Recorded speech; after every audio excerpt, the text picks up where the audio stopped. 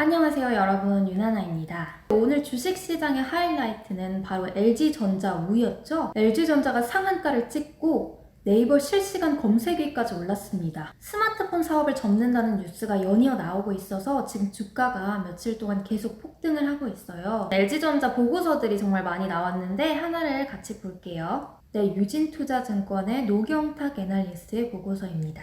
LG전자 현재 주가 16만 7천 원, 목표 주가 22만원, LG전자의 달라진 전략, 스마트폰 사업 철수 공식화.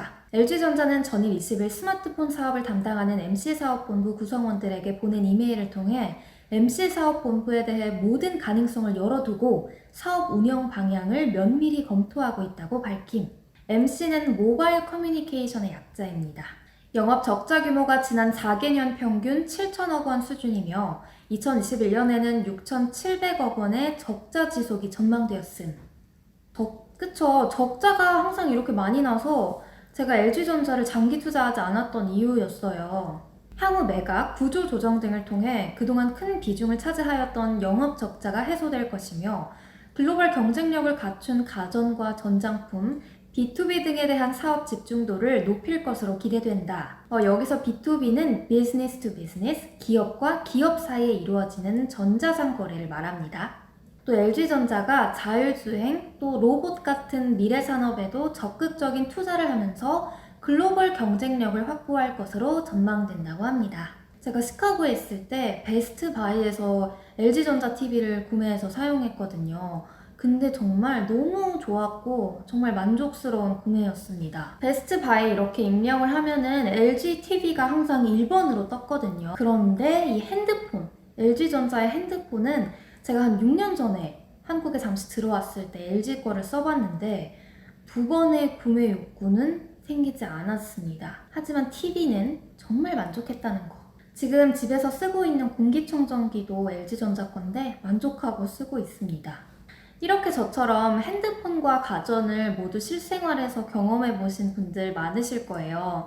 못하는 건 과감하게 접고 잘하는 거에 몰두하는 게 회사에게나 주주에게나 좋은 소식인 것 같아요. 오늘은 또 SK 렌터카가 급등했어요. 지금 렌터카 시장에 전기차 열풍이 불고 있대요. 전기차를 구매하기 전에 미리 경험해 보려는 소비자들이 늘고 있기 때문인데요. 제가 몇 달 전에 제주도에 한 10일 정도 여행을 다녀왔는데 서울보다 제주도에 전기차가 더 많더라고요. 전기차는 차량 번호판이 파란색이잖아요?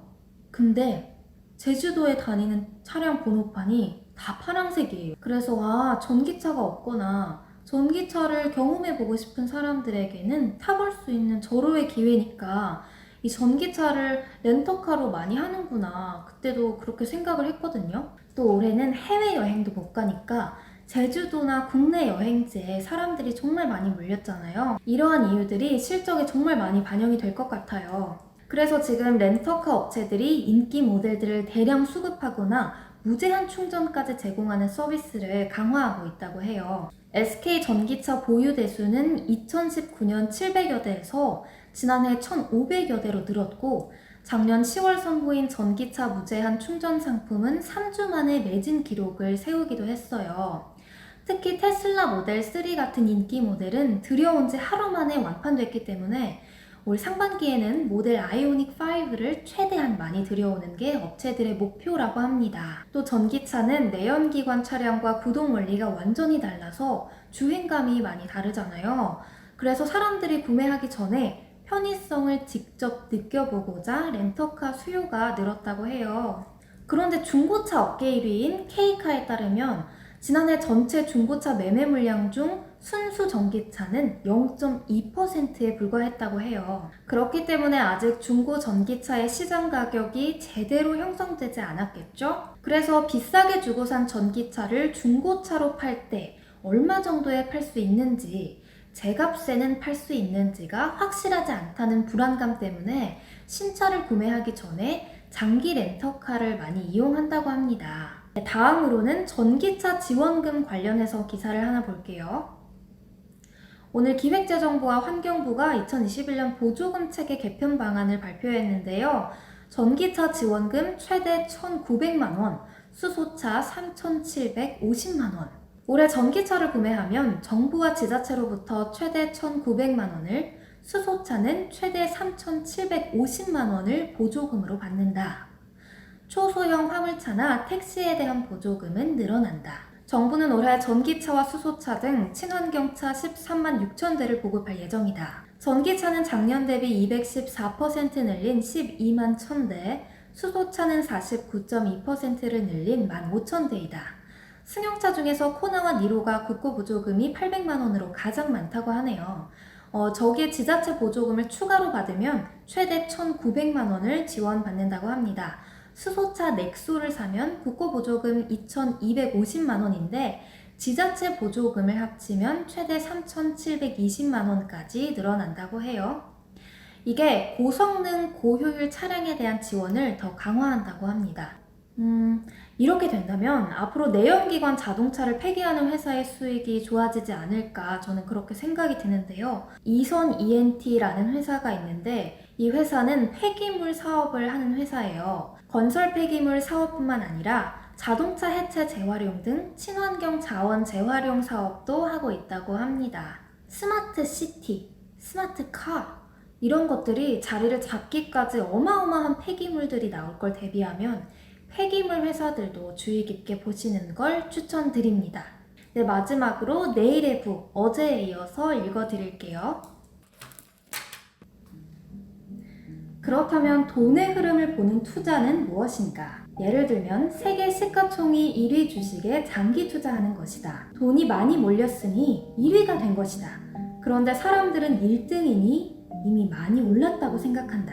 그리고 올라봤자 별로일 것이라 예단한다. 매우 느리고 상승폭도 크지 않을 것이라 지레 짐작하는 것이다. 그래서 결국 세계 1위가 아닌 시가총액도 작고 기업도 부실한 소위 잡주를 산다. 그러나 이 방법은 틀렸다. 가장 큰 이유는 내 머리를 썼기 때문이다. 남의 머리로 투자한다는 말은 남들이 좋아하는 주식에 투자한다는 뜻이다. 그리고 다른 말로 하면 돈이 많이 몰린 주식이라는 것이다. 틀린 이유가 하나 더 있다. 내 머리를 쓴 주식은 언제 팔아야 할지 도무지 알 수 없다. 예를 들어 삼성전자를 5만 원에 샀는데 갑자기 무슨 일이 있었는지 4만 원까지 떨어졌다. 팔아야 할까? 말아야 할까? 알 수 없다. 안 팔았는데 더 떨어졌다. 3만 원이다. 이때는 팔아야 할까? 말아야 할까? 이때도 모른다. 그래서 비자발적인 강제 장기 투자에 들어가며 소위 물렸다고 하소연한다. 그런데 만약 세계 1등 주식에 투자했다면 언제 팔아야 하는가? 1등이 2등과 바뀌었다면 2등을 팔고 1등으로 갈아타면 된다. 좀 더 디테일하게 본다면 2등과 1등의 시가총액이 10% 이상 차이가 날 때 2등을 팔고 1등만을 가져가면 된다. 여기에서는 내 머리를 쓰지 않았다. 돈의 흐름을 쫓았더니 팔 수 있는 때를 알 수 있었던 것이다. 케인즈는 남의 생각을 읽고 투자한 경제학자다. 잘 나가는 경제학자일수록 자신이 만든 경제 모형에 맞게 투자한다. 그러나 이 경제 모형은 예측의 영역이고 예측은 언제든지 틀릴 수 있다. 예측은 많이 한다고 해서 늘지도 않는다. 경험과도 상관없다. 마치 도박과 같다. 그러니 잠시 운이 좋을 수는 있지만 결국은 돈을 다 잃고 빈털터리가 되어서 도박장에서 퇴출될 운명이다. 무조건 우량주에 장기 투자하는 것도 맞지 않다. 우량주를 고른 주체가 누구인가? 본인이다. 내가 고른 주식이 정말 우량주인지 아닌지는 알 수 없다. 진짜 우량주인지 확실하지도 않은 주식을 들고 장기 투자하는 것도 실패로 가는 지름길이다. 게다가 S&P 500기업의 평균 지속기간은 1960년대 60년 이상에서 지금은 15년 이하로 줄어들었다. 진입과 퇴출이 빠른 속도로 진행된다. 잘못된 선택으로 장기 투자를 했다가는 크게 실패할 확률이 그만큼 높아졌다는 의미다. 돈의 흐름을 따라가면서 대응해야 한다. 대응만이 살 길이다. 네, 벌써 챕터 15 예측하지 말라. 대응만이 살 길이다를 읽어드렸는데요. 가끔 이렇게 제가 챕터 하나를 골라서 여러분들에게 읽어드릴게요. 오늘도 모두 고생 많으셨고요. 그럼 저는 다음 영상에서 만나요. 안녕.